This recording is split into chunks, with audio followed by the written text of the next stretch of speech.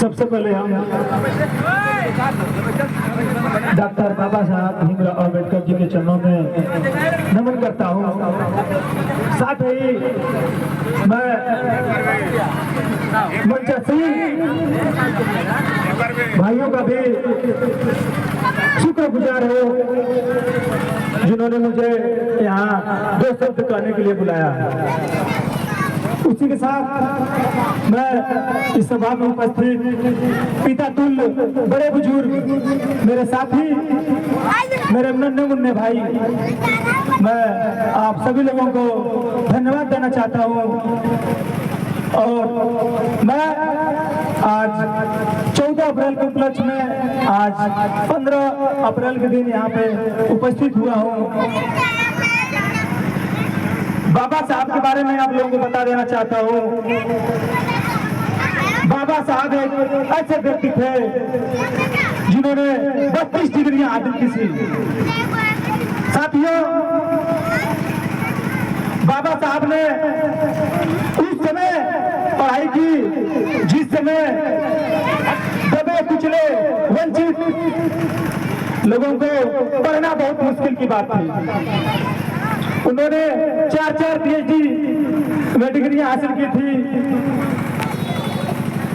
और उन्होंने एक बड़ी बात कही थी कि आप शिक्षित बनिए, संगठित बनिए, संघर्ष करिए। यानी हम सभी लोग को पढ़ना चाहिए। अगर हमारे पास ज्ञान रहेगा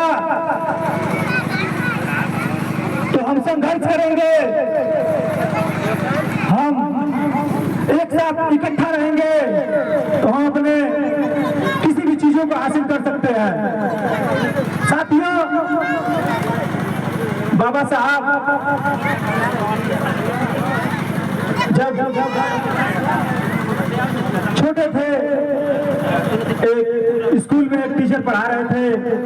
उन्होंने अपने छात्रों से प्रश्न किया कि ऐसी कौन सी चीज है जिसे हम देख सकते हैं लेकिन छू नहीं सकते। उसी में से एक छात्र ने खड़ा होकर के कहा, गुरुजी, सूरज को हम देख सकते हैं परंतु छू नहीं सकते। दूसरा छात्र ने खड़ा होकर के कहा, गुरुजी, हम आकाश को देख सकते हैं परंतु छू नहीं सकते। उसी कमरे के बाहर खड़े हमारे बाबा साहब भीमराव अम्बेडकर दबदबाती आंखों से बोले कि हमारे सामने इसमें घड़ा में पानी भी रखा है लेकिन इसे हम छू भी नहीं सकते और पी नहीं सकते। वो बाबा साहब भीमराव अम्बेडकर से साथियों। और उन्होंने एक बार जब पढ़ने के लिए गया था तो उन्हें पढ़ने नहीं दिया गया, उन्हें वहां से निकाल दिया गया। बाबा साहब बहुत छोटे थे, रोते हुए अपने घर आए, अपनी माँ से कहे कि माँ, हम लोगों को क्यों पढ़ने नहीं दिया जाता है। माता जी ने अपने बच्चे को समझाया, बेटा,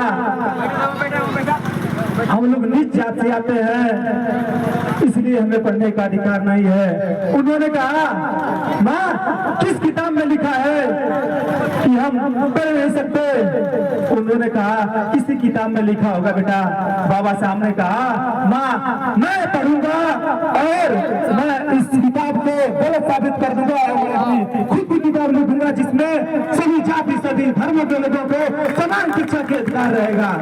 बाबा साहब भीमराव अम्बेडकर वो थे साथियों। इसी के साथ मैं अपने बारी को विराम देता हूँ। जय हिंद, जय भारत, जय संविधान।